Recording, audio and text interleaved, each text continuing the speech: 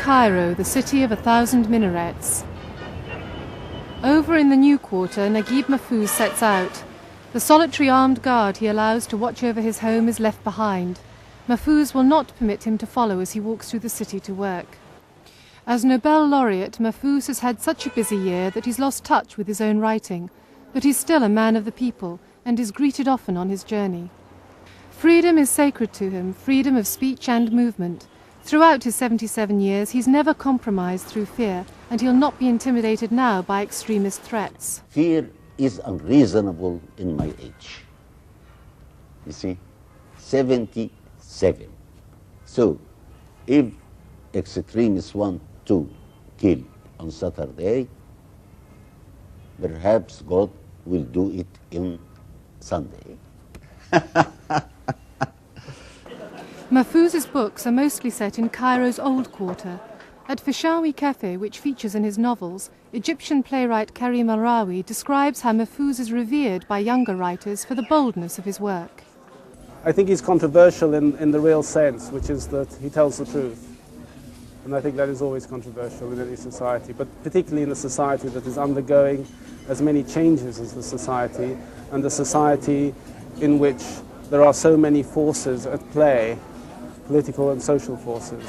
Ultimately, it is difficult to escape the conclusion that he doesn't think that what governments do is really what's going on. It's not really what matters in Egyptian society.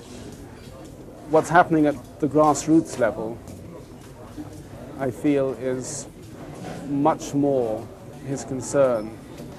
If Mahfuz believes that ultimately power can lie with the people, the government surely believes it too. So here lies the secret of his success and political survival. The people whose cause he champions would be outraged if the government threatened him. They love the writing which chronicles their lives.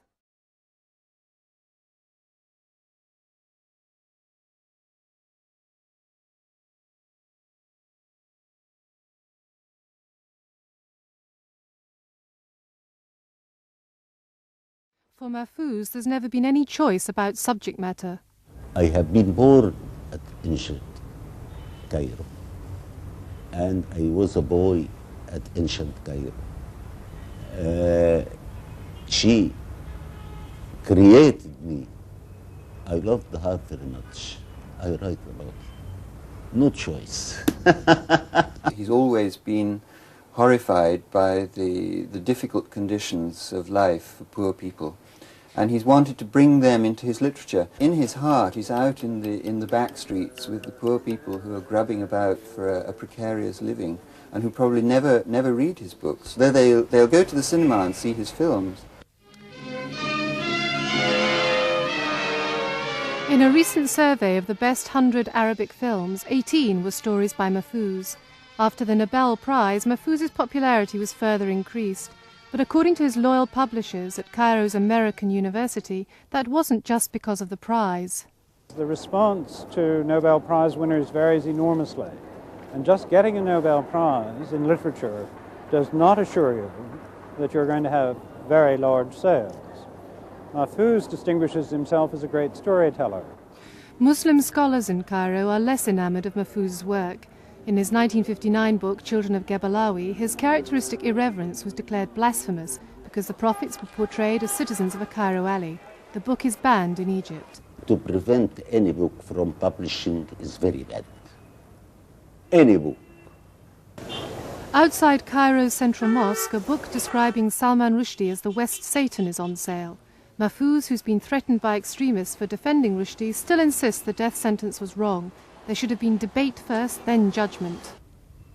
Khomeini took another way, which had been refused by all Muslims, because it is not against law only, against Islam.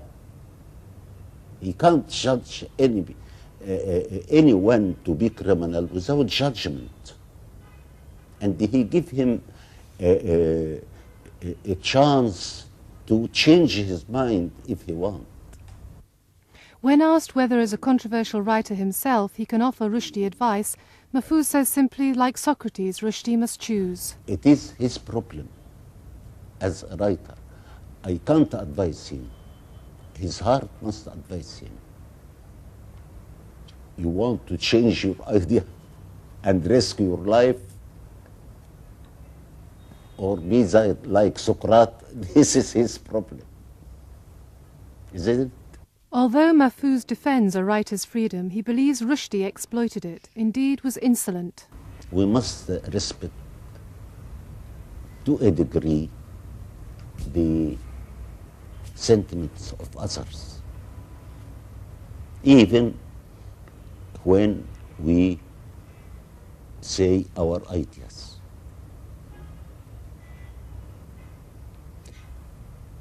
There is difference between freedom of thinking and insolence.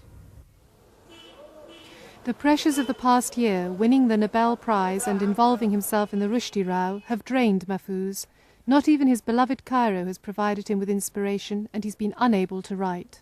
Life seems unmeaningful. So now I am in crisis.